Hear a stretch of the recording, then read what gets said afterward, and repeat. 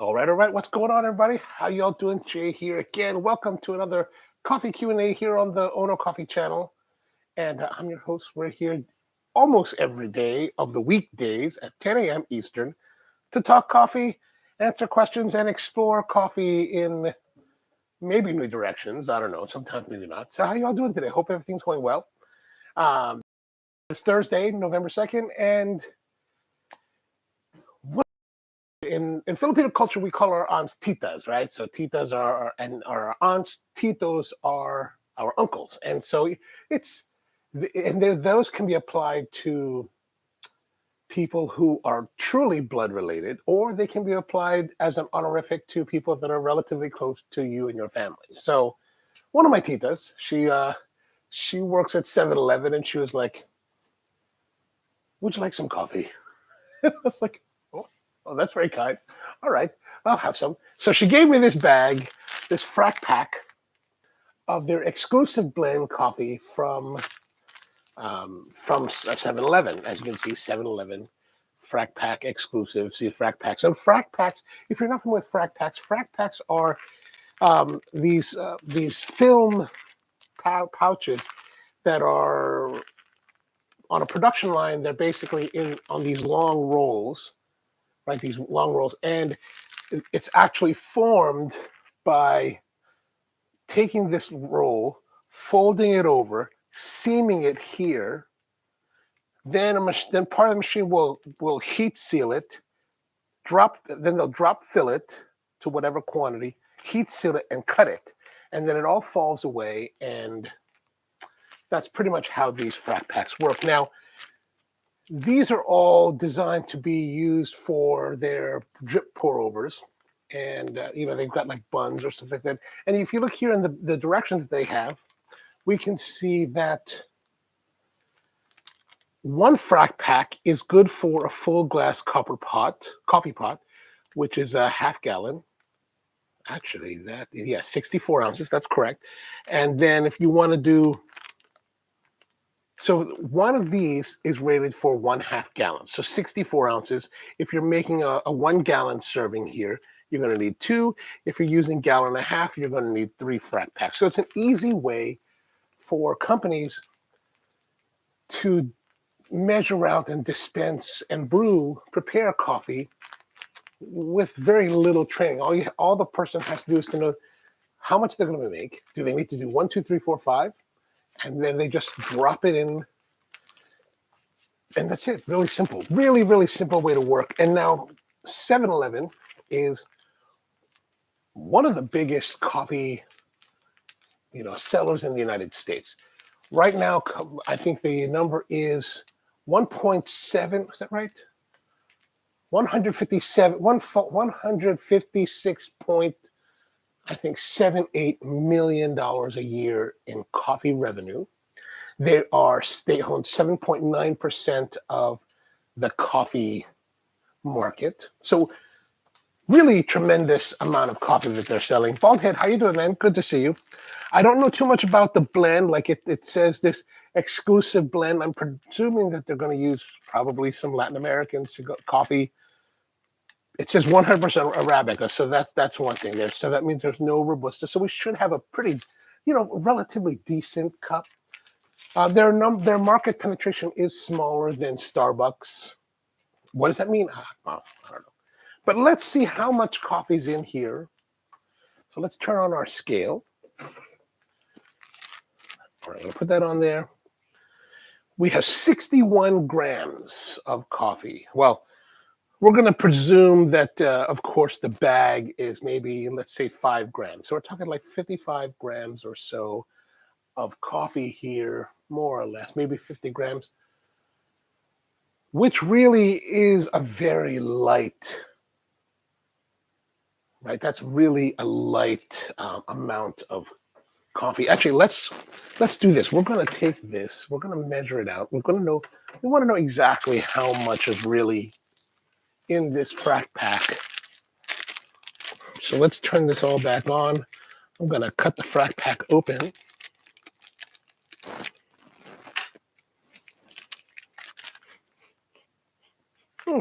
There's a decent aroma coming off of it. It's a coffee aroma.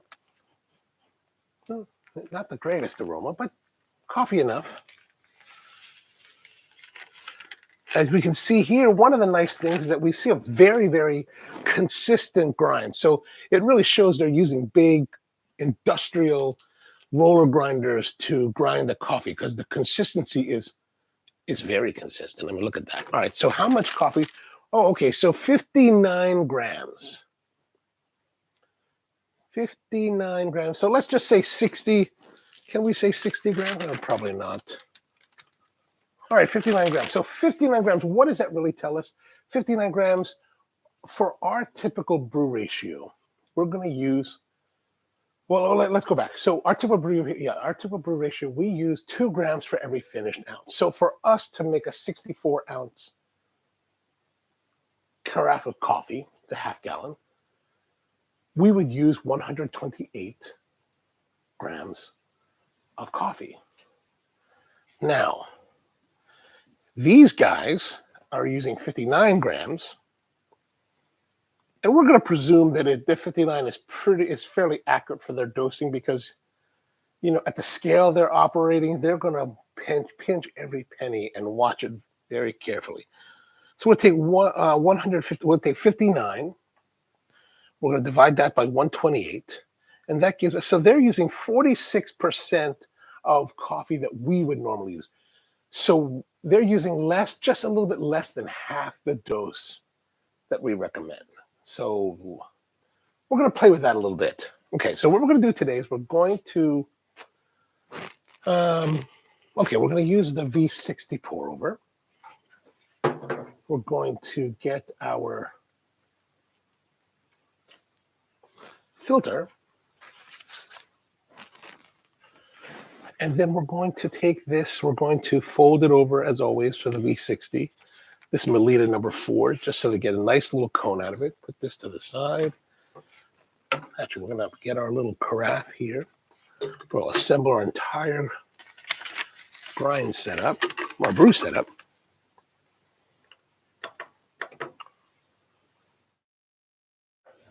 We're going to tear the scale now. Hi. Hey there, how are you doing? No, we are not open for. Yeah, sorry. Oh, no worries. Do you own the place? Yes. What? I'm sorry, I'm on a live stream at the moment. Yeah, sorry.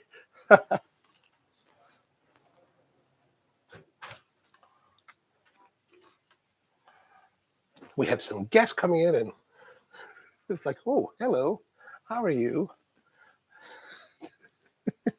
The lights, of course, don't, and the big camera doesn't really tell you, but no big deal. It's good to see them. Good to see them. All right, so we're having. Okay,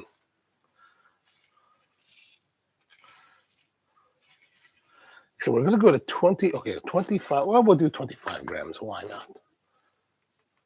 All right, we're going to keep that a little bit even. 25 grams.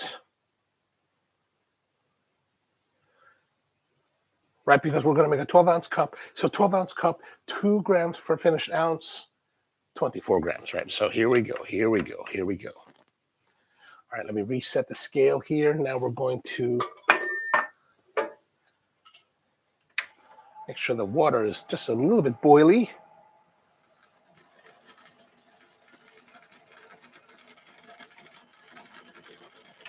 All right.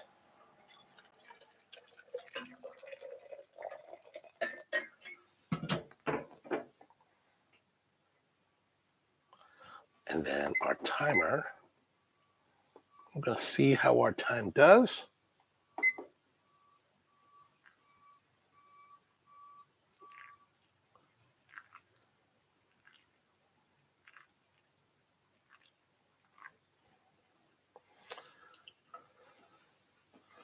All right, we're rolling along now. Let's get that a little bit more wet on the edges there. It has a little bit rougher nose.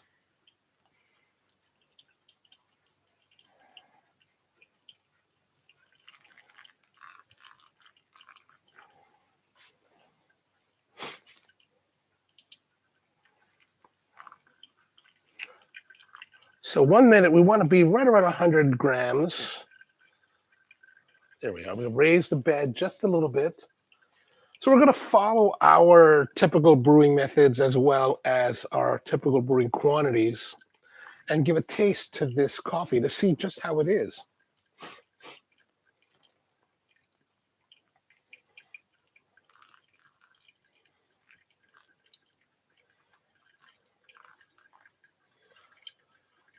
Now, I'm not much of a fan of convenience store coffee. I've actually not had 7-Eleven coffee in probably, I don't know if I've ever had, well, and I must have had it at some point. I mean, I don't recall going to.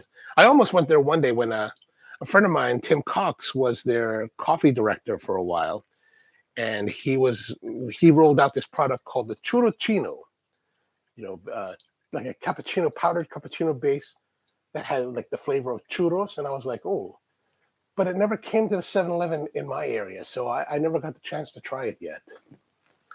If you've tried it, I'd be interested to see how it is. My tita did give me a hazelnut Frack Pack. Now that I'm scared to try. All right, so 2 minutes, we're at 210 or 209.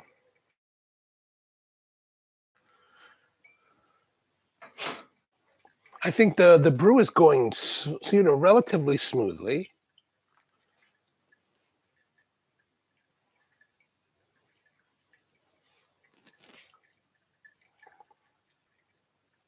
It does have the nose isn't the friendliest of noses. You can see it's a little bit darker, right? Look at the swirlations, right? The stuff looks pretty dark.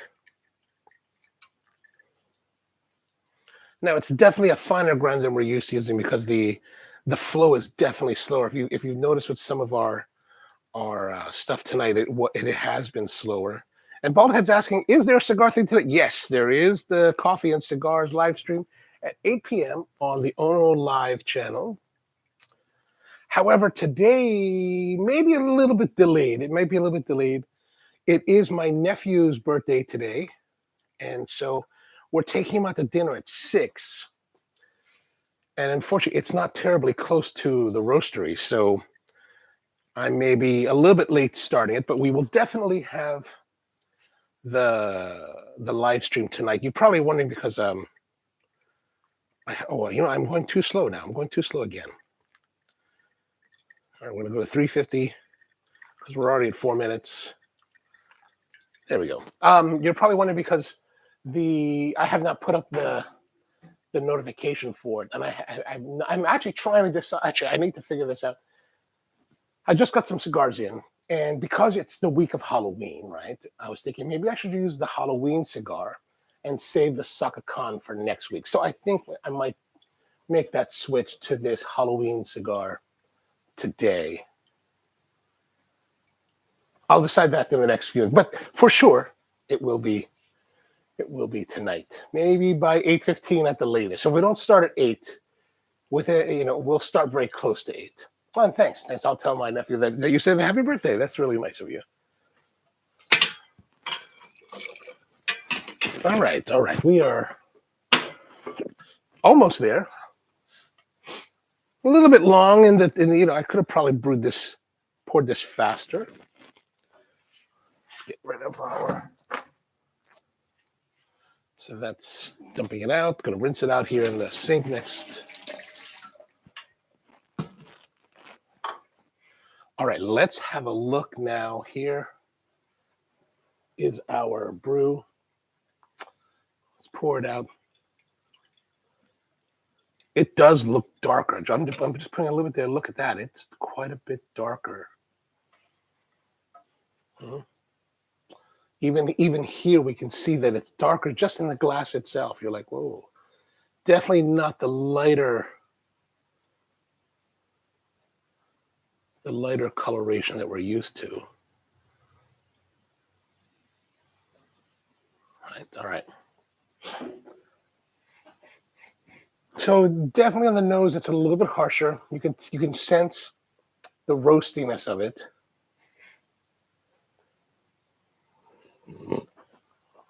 Oh.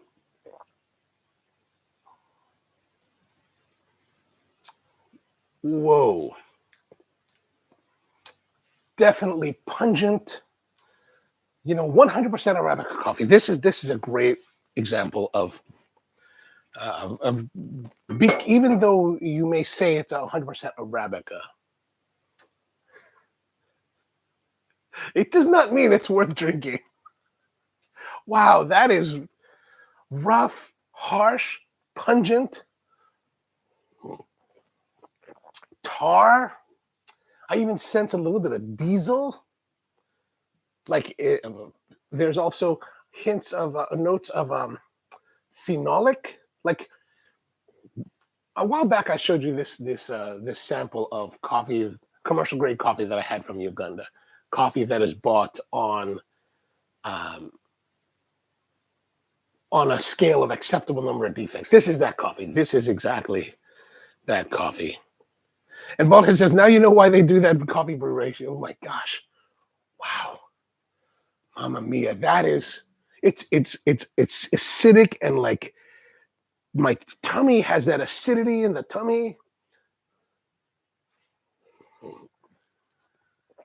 Oh, mamma mia. That is something. That is something. Yeah.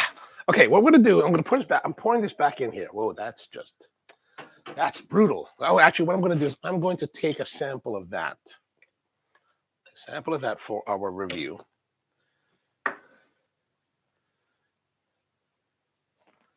Oh. I don't know how much that really is, actually, do I? Okay, what I'm going to do is I'm going to pour this all into this carafe.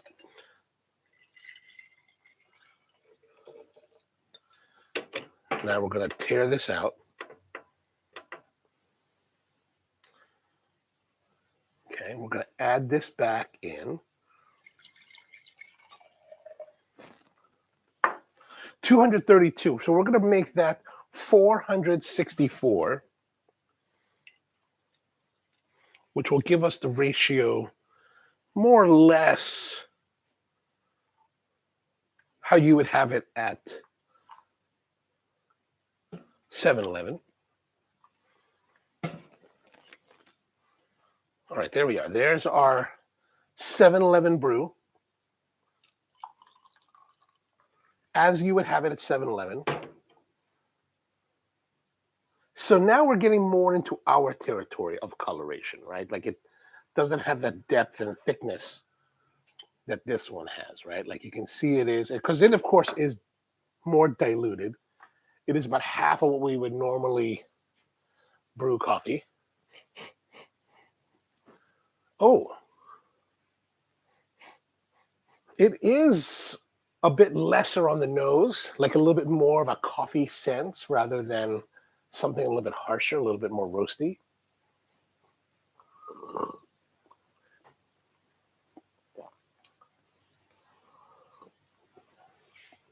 I mean, there it is. That's just benign. Benign is the way that I would describe this coffee now, right? Like there is no character to this. Like it's very light. It's very generic coffee-ish.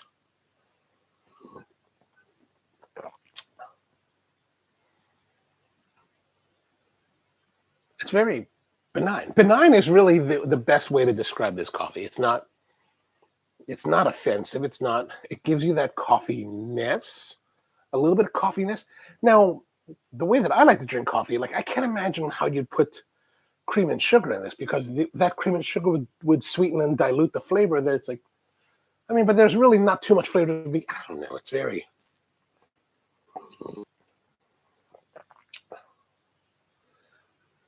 This is a whole different way of coffee buying than what I'm used to.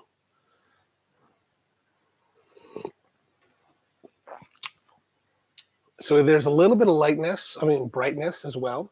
A little bit of juiciness. Not much, there's no real distinction, there's no real character to it. But if we go to our original brew, at our normal brew levels.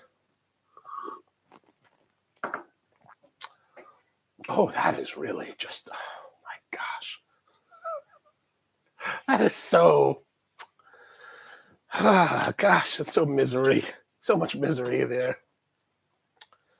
Either way, so we've got our pungent, defect-ridden, and then we've got our benign brew strength. There's really no joy here.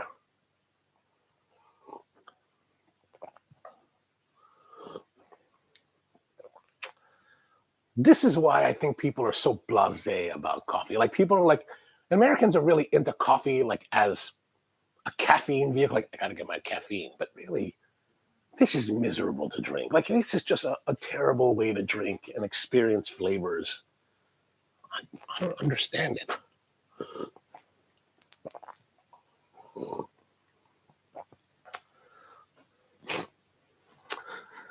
Paulhead says, I suggest you stop drinking now and brew. But I must say, for me, there is a level of fascination with this. Like, it's so different than what I brew, what I'm used to, what I buy, what I source, that it's like,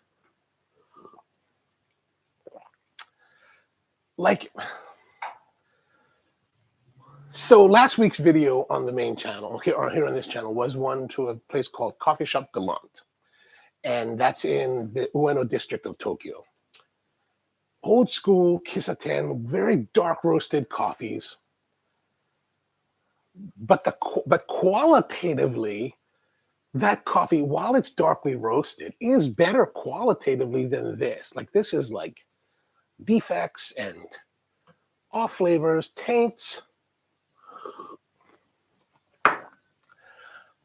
Like I'll drink that, and I'm like, oh my gosh, man! But I can drink those darker coffees at the kisatens, and while they are dark roasted, and while they are what maybe some of them are considered burned, as far as the depth of roasting, they're not like unpleasant to drink. Like this is like unpleasant.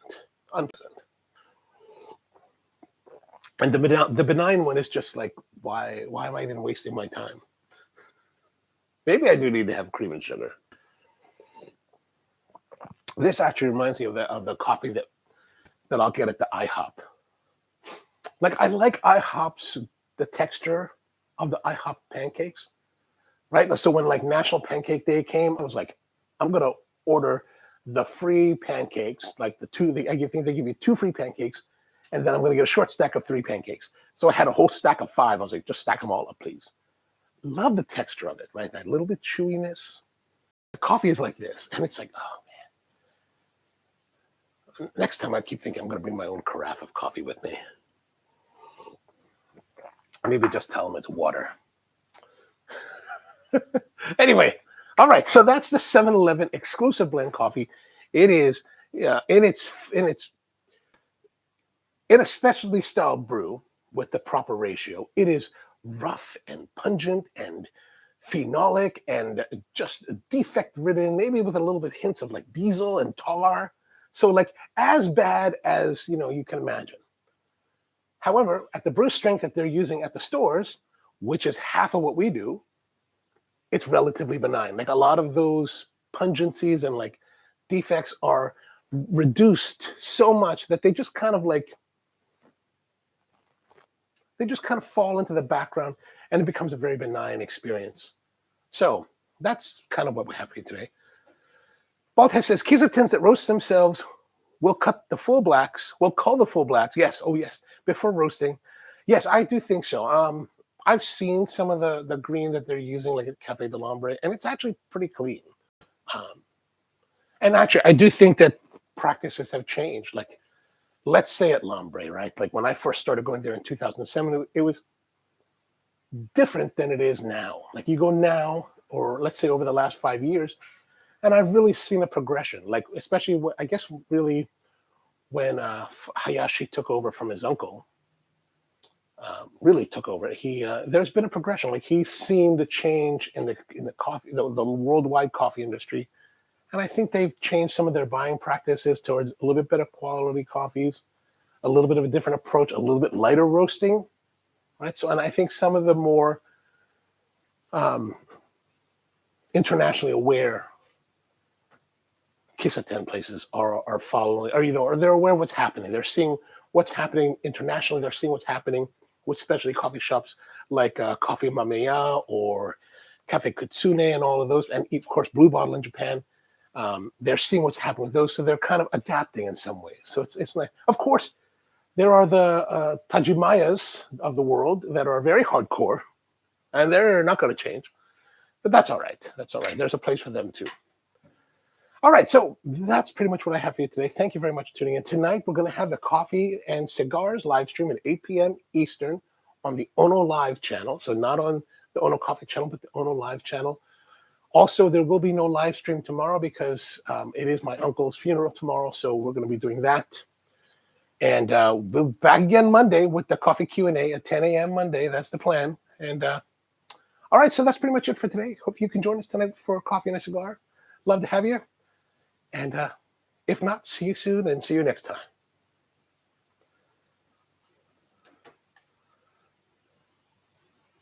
Oh, yeah, don't worry. We're not going to do a 7-Eleven tonight. All right, have a good one. Oops.